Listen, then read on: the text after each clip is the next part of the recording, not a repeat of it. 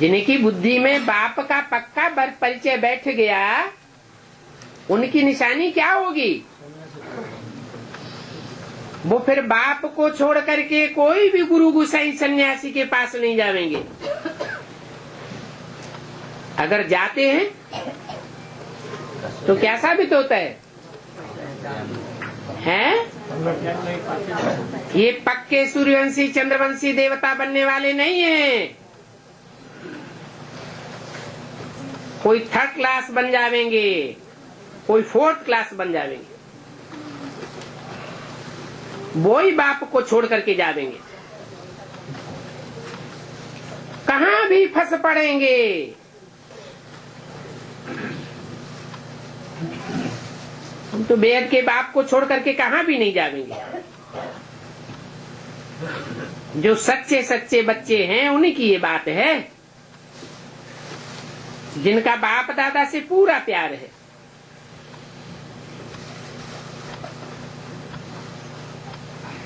प्रजापिता ब्रह्मा भी तो बाप है ना,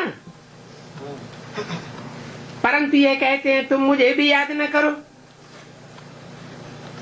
भले ये रथ है, तुम समझते हो इनके द्वारा ही यह बाप मिलता है, परंतु याद तो उनको करना है ना। इनको इनको याद नहीं करना है, याद तो उनको करना है ना।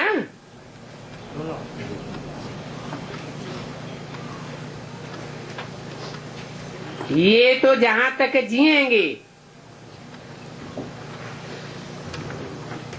तहां तक ये रथ कायम रहेगा, और नहीं जिएंगे तो रथ भी कायम नहीं रहेगा।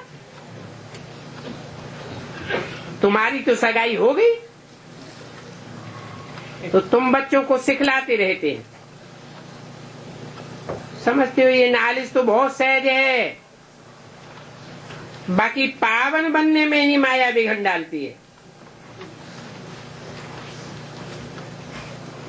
बाप को याद करना भूल जाते हैं।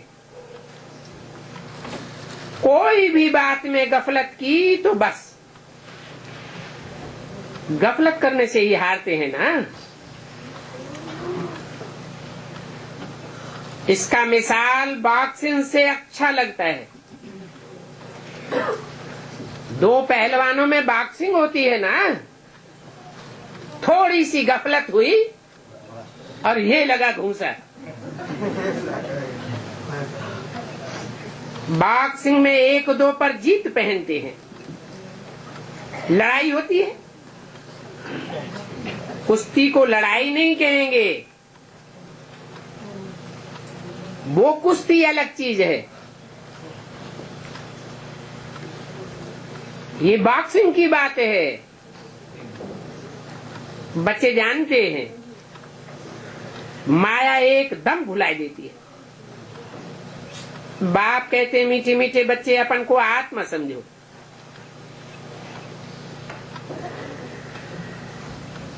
ऐसे भी नहीं कि सारा दिन आत्मा समझो। टाइम भी देते हैं। कितना? 8 घंटा शरीर निर्वाह तो भले साकार में रहो, 8 घंटा आराम दो और 8 घंटा। परंतु माया बुलाई देती है। बाप खुद समझते हैं इसमें मेहनत है। बाप युक्ति तो बहुत बताते हैं। हम आत्मा हैं, एक शरीर छोड़ दूसरा हम पार्ट बजाते हैं, है? हम आत्मा बेहद के बाप के बच्चे हैं। ये अच्छी रीत पक्का करना चाहिए। क्या है? हम आत्मा कोई हद के बाप के बच्चे नहीं हैं, अलौकिक बाप के भी बच्चे नहीं हैं, पारलौकिक बाप के अविनाशी बच्चे हैं। वो बेहद का बाप है।